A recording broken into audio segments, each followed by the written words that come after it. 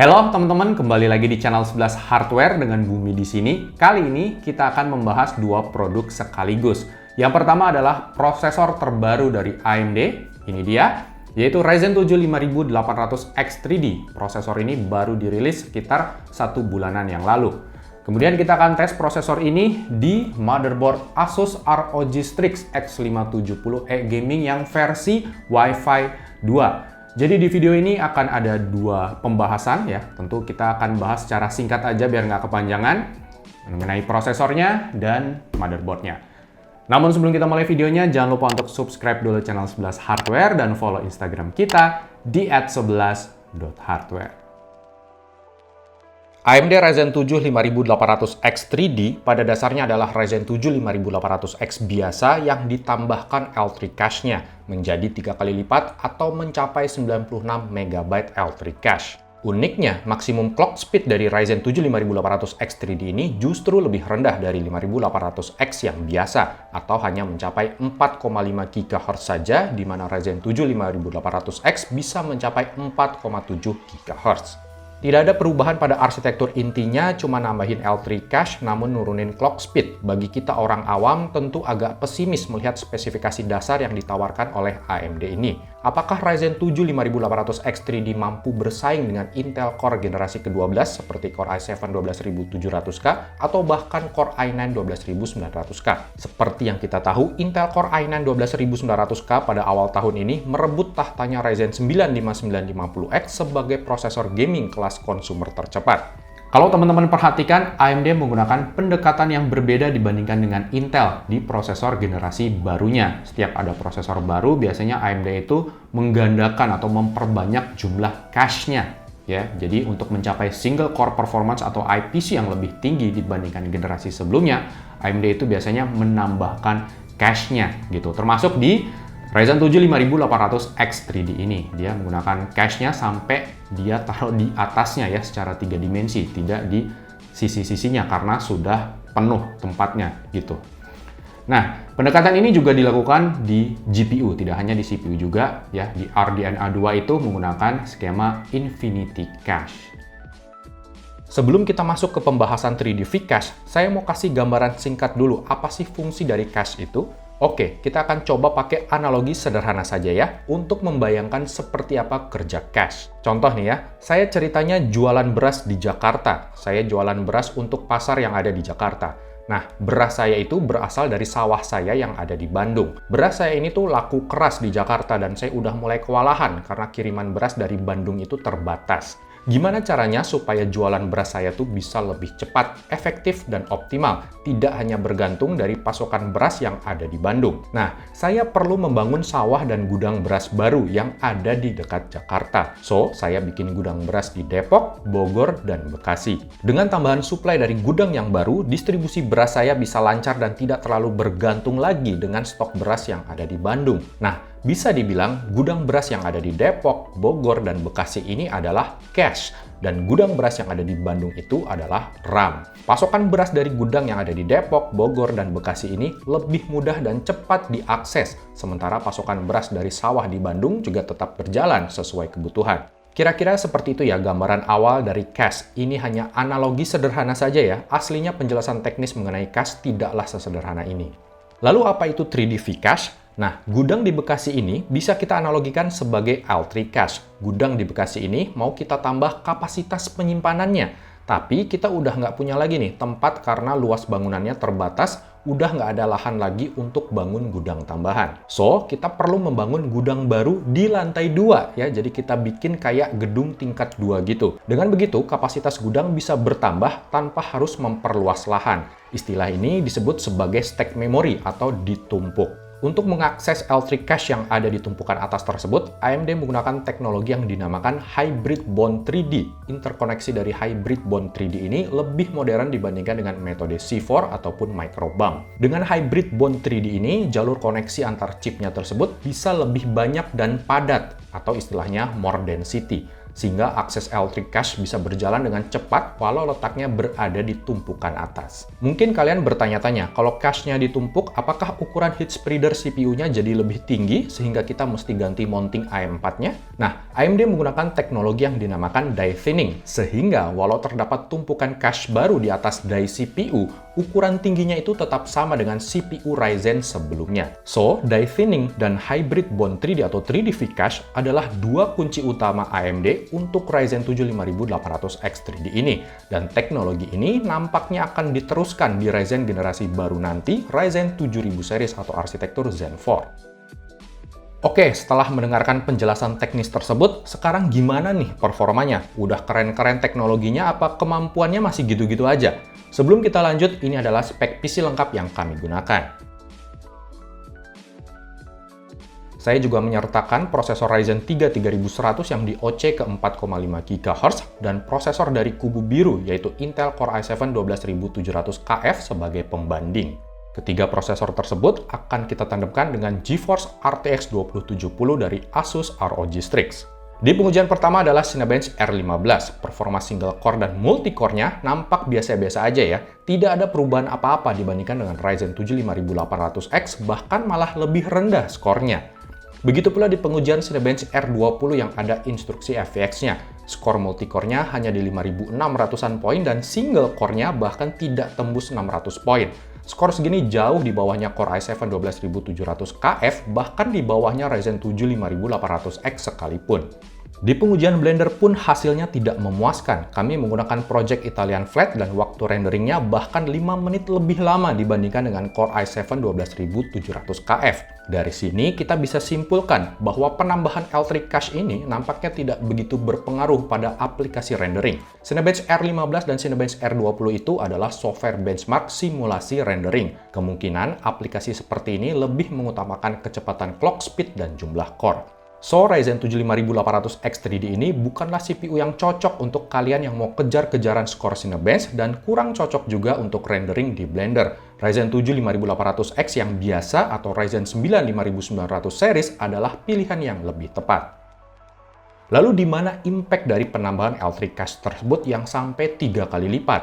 Nah, ternyata di pengujian game hasilnya sangat mengejutkan. Di game pertama Watch Dogs Legion resolusi Full HD dan settingan grafik high, rata-rata FPS dari Ryzen 7 5800X 3D ini sangatlah fenomenal. Rata-rata FPS-nya mampu mencapai 102 FPS atau 3 FPS lebih kencang dari Core i7 12700KF. Wow, ternyata disinilah fungsi L3 cache yang bertambah tersebut ya, baru berpengaruh kalau kita main game. Settingan grafik high ini adalah settingan grafik tertinggi ketiga setelah Very High dan Ultra. Nah, kita naikin settingannya ke Ultra. Gap antara 12700KF dan Ryzen 7 5800X 3D ini semakin menipis, hanya beda 1 FPS saja. Dan jika kita naikin resolusinya ke 1440p Ultra, selisihnya juga masih sama, hanya beda 1 FPS saja. Gap keduanya ini mungkin bisa lebih jauh lagi seandainya kami mengetesnya dengan VGA card yang lebih high-end, seperti RTX 3080 misalnya. Kemudian di game Shadow of the Tomb Raider, settingan mentok kanan atau highest, rata-rata FPS-nya juga berada di atasnya Core i7 12700KF atau mencapai rata-rata di 117 FPS. Lalu di game Godfall, settingan tertinggi atau Epic 1080p, rata-rata FPS-nya bisa mencapai 96 FPS atau beda dikit aja sama Ryzen 3 3100 yang di OC ke 4,5 GHz. Sorry banget nih, di game ini saya lupa nge-save FPS-nya Core i7 12700KF. Di game SnowRunner resolusi 1080p settingan Ultra Map Michigan, lagi-lagi kita mendapatkan rata-rata FPS yang sangat mengesankan. Ryzen 7 5800X 3D diduetkan dengan RTX 2070 ROG Strix mendapatkan rata-rata di 125 FPS, namun sayang masih kalah tipis 3 FPS dari Core i7 12700KF. Di game terakhir kita coba di game FPS kompetitif yaitu PUBG PC atau PUBG Steam. Kami tes di settingan very low kecuali teksturnya yang high di resolusi 1440p.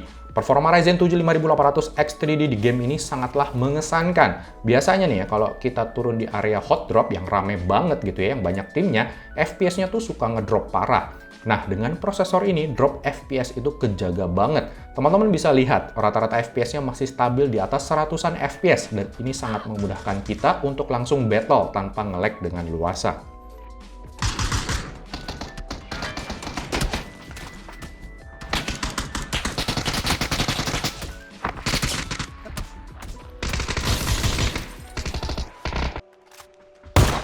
Datang dong.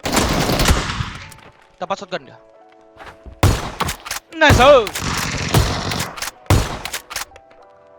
Kiri op. Nah, sekarang kita lanjut ke mobonya. Berikut adalah sesi unboxingnya.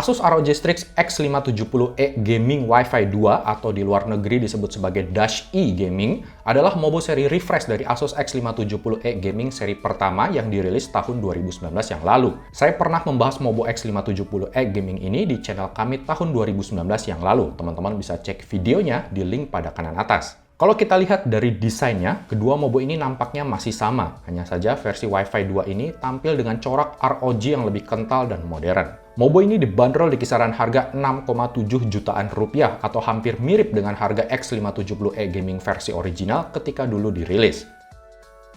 Seri Wi-Fi 2 ini memang masih menggunakan DNA yang sama dengan e-gaming original. Berikut adalah pembaharuan yang dapat kami rangkum.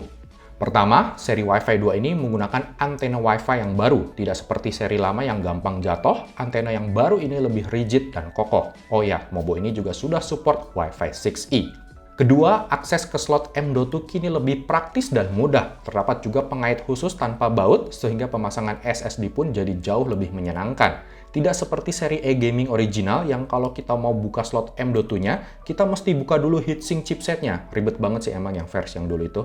Lalu untuk pendingin chipset X570-nya kini menggunakan heatsink pasif, sementara yang dulu masih pakai kipas kecil yang berputar. Terakhir yang berbeda adalah spesifikasi VRM-nya, namun kita mesti membuka dulu heatsink VRM-nya. Bisa kita lihat ini adalah heatsink VRM-nya. Terdapat thermal pad yang cukup solid walau tidak tertera spesifikasi teknisnya.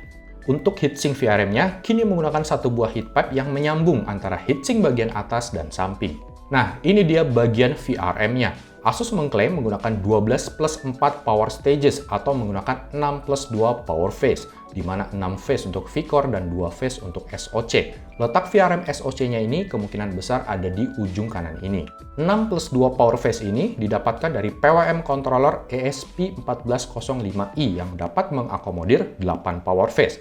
MOSFET V-Core dan SoC-nya sendiri menggunakan FDMF 317070A dari ON Semiconductor. Spesifikasi VRM-nya ini tuh sedikit berbeda atau lebih di-upgrade lah dari seri X570E Gaming yang original. Oke, karena videonya udah kepanjangan, langsung aja deh kita tes sedikit mobo ini dengan melihat karakteristik clock speed-nya terlebih dahulu. Ketika main game PUBG selama lebih dari 2 jam, clock speed dari Ryzen 7 5800X 3D di sini bisa mencapai 4,45 GHz all-core atau hampir menyentuh maksimum boost clock spek tertulisnya di 4,5 GHz. Sementara itu, ketika kita pakai untuk rendering gambar di Blender yang menggunakan instruksi FVX aktif, speed all-core-nya sedikit menurun ke kisaran 4,3 GHz. Untuk suhu Ryzen 7 5800X 3D ini sendiri bisa mencapai maksimal di 90 derajat Celcius dengan rata-rata suhu di 85 derajat Celcius ketika 1 jam digunakan untuk rendering. Yang menarik, CPU package powernya di sini sangatlah irit, maksimal hanya menyentuh 116 watt saja. Jauh lebih rendah dibandingkan dengan Core i7 12700KF yang bisa mencapai 180 watt. Kita juga sambil tes suhu VRM MOSFET-nya. Suhu maksimal VRM-nya berada di kisaran hanya 46 derajat Celcius saja. Gila sih, ini adem banget. Kita tes di suhu ruangan ber-AC 27 derajat Celcius. Oke, tiba saatnya kita ke kesimpulan. Mobo Asus X570E Gaming Wi-Fi 2 ini adalah mobo X570 seri tertinggi di bawahnya seri ROG Crosshair. Buat saya pribadi yang cuma ngegame, mobo ini tuh menurut saya udah cocok banget untuk hardcore gamer. Seri di atasnya seperti X570 Crosshair Formula, Crosshair Extreme, Crosshair Dark Hero memang lebih bagus, terutama untuk para entusias dan overclocker. Namun untuk kita-kita casual user, seri e-gaming Wi-Fi 2 ini sebenarnya udah lebih dari cukup. Mobo ini akan cocok ditandem dengan Ryzen 7 5800X 3D, kombinasi yang pas untuk para gamers, baik gamers AAA ataupun gamers FPS kompetitif. Oke, demikian video tes singkat kita mengenai Ryzen 7 5800X 3D dengan Mobo Asus X570 ROG Strix E Gaming Wi-Fi 2. Semoga bermanfaat, sampai jumpa lagi di video kita yang berikutnya.